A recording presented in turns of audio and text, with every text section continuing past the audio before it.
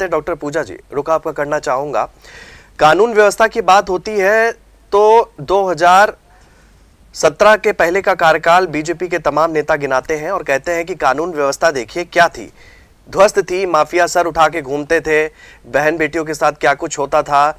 और जब से बीजेपी की सरकार आई है, डबल इंजन की सरकार आई है, माहौल में जमीन आसमान का फर्क है और माफियाओं की कमर टूट चुकी है। वो तो ये कहते हुए नजर आ रहा है और कह रहे हैं कि कानून व्यवस्था, सड़क पर किसी को इजाजत नहीं है, चाहे वो कोई भी धर्म से, मुस्लिम की बात नहीं है, हिंदू की बात नहीं है, सिख की बात नहीं है, जैन की बात नहीं, कह रहे कि कोई भी सड़क को अवरुद्ध करेगा तो उसके खिलाफ कठोर कार्रवाई होगी। डॉक्टर पूजा जी, आप आइएगा प्रयागराज में माघ मेला के समय। जी बिल्कुल, आप आइएगा कांवड़ यात्रा के समय में, आप आइएगा नवरात्रि में जो है हमारे यहाँ पे अलोपी माँ का मंदिर है, सब कोई दूर नहीं है, सारे चुंगी से संगम, वहीं अलोपी माँ का मंदिर, और संगम से ही आपको काशी जाना है। क्या रास्ते बंद नहीं किए जाते? आपको 8 किलोमीटर का सफर 8 घंटे में तय करना पड़ता है। नहीं, कोई रास्ता बंद नहीं होता। मैं भी प्रयागराज से हूँ, मेरा जन्म हुआ है, मेरा मायका है प्रयागराज। कोई रास्ता बंद नहीं होता है, बल्कि पहले और छोटा रास्ता था, अब पूरा हाईवे बन चुका है। पूजा जी गलत मत बताइए, मैं भी प्रयागराज से हूँ। अगर ये बीच में बोलती रहेंगी तो मैं नहीं बोलूंगी। मैं सच बोल रही हूँ, झूठ बात मैं कैसे मानूं? इतनी गर्मी में मेरा चिल्लाने का बिल्कुल इच्छा नहीं है। आप गर्मी में चिल्लाइए, सच को स्वीकार कीजिए, चिल्लाने। ठीक है श्वेता जी, सुन लेते हैं, फिर इसके बाद आपके पास आऊंगा।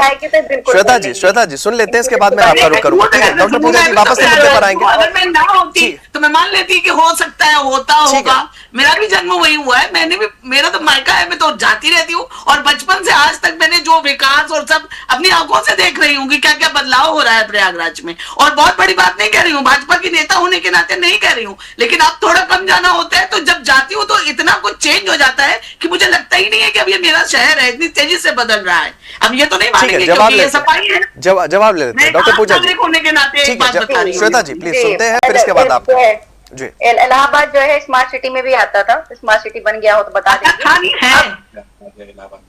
इलाहाबाद नहीं है, पहली बात प्रयागराज है, कुछ भी नहीं मानेंगी, कोई बात नहीं मानेंगी। ठीक है श्वेता जी सुनते हैं, डॉक्टर पूजा जी प्लीज। शोभी जी, तो इलाहाबाद जो है वही जो स्मार्ट सिटी बनने था, बना हुआ है, आकर के आप देख लेंगे क्राइटेरिया फुलफिल कर रहा है कि नहीं। अच्छा, मैं बीच में आपको टोकना चाहूंगा, मेरे मन में एक सवाल आ गया। अच्छा, इलाहाबाद आप इस वजह से नाम नहीं ले रही कि प्रयागराज जो है बीजेपी गवर्नमेंट में हो गया क्या? वजह क्या ये है? शोभित जी निकलता नहीं है मुंह से। अच्छा, मुझे लगा कहीं से कोई तो बड़ी वजह होगी। जो है ये कैसी सौलतें मुझे अदा कर दी मेरे मौला, मैं सब कुछ भूल जाता हूँ मगर तुम याद रहते हो। जो है कैसे हो, कोई कल कह रहा था कि तुम इलाहाबाद रहते हो, तो इलाहाबाद नाम से नहीं है, तो मैंने सिर्फ इलाहाबाद धन्य है। मैं एक बात और बोलना चाहूंगी, सॉरी टोकने के लिए।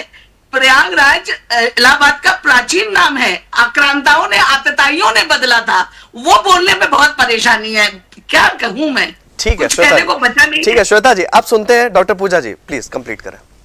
जी हाँ, तो पहली बात तो प्रयाग का महत्ता समझ लेते हैं ना। अभी इन्होंने बोला, तो इससे पहले जब प्रयागराज नाम नहीं रखा गया हुआ था इलाहाबाद का, तो जब हम प्रयाग कहते थे ना, कि अगर किसी ने फोन किया और मैंने कहा कि मैं प्रयाग में हूँ, प्रयाग के पंडित बोल रही हूँ, तो आदमी समझ जाता था कि मैं संगम के आसपास हूँ, मतलब संगम से दूरी नहीं है मेरी। अब क्या है कि आपने जो है पूरे इलाहाबाद को ही प्रयाग कर दिया। अब आदमी अगर जो है वो बरौत में है तो भी कहेगा कि मैं प्रयागराज में हूँ।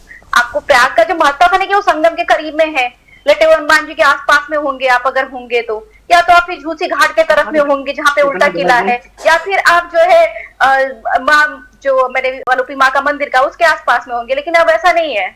अब अगर आप जो है लाल गोपालगंज की तरफ में है तो भी जो है आपको आप प्रयागराज में है। तो ये जो आपने कहा ना कि मेरे मुंह से नहीं निकलता, इलाहाबाद ही निकलता है। अब आ जाते हैं मुद्दे पे जो बात कर रहे थे कि भाजपा की प्रवक्ता जो है यहाँ पे पैदा हुई थी। भाई बिल्कुल अच्छी बात है, खुशी की बात है, जहाँ पे भी आप पैदा हुई है मुझे लगता है कि अच्छी है, खुश रहना चाहिए। अब बात कर लेते हैं कि रोड जाम का। सुबह अगर आपको प्रूफ चाहिए होगा ना कि रोड ब्लॉक होता है कि नहीं ब्लॉक होता है, तो आप चले जाइएगा डीएम के लेटर हेड पे। ठीक है, लेटर हेड पे चले जाइएगा, आप चाहेंगे तो मैं आपको प्रोवाइड करा दूंगी। ठीक है, पूरा बकायदा ढंग से नोटिस जारी करके 3-3 दिन, चाहे जब भी स्नान होता है, चाहे माघ मेला का स्नान हो जाए, मैं कुंभ और महाकुंभ की तो बात ही नहीं कर रही हूँ क्योंकि वो तो ऑब्वियस सी बात है कि होना ही है। और आप ऐसे नॉर्मल भी कांवड़ यात्रा चलेगी ना, आप चाहे तो मैं अपना फेसबुक आईडी शेयर कर, तो 2024 का 2025 का मैं लाइव रह, क्योंकि लोग बिलीव नहीं करते ना, मैं लाइव रह करके, मैं यहाँ पे लाइव हूँ, मेरी गाड़ी रुकी हुई है, आप आजू बाजू देखते रहिए पूरा कंटिन्यूसली।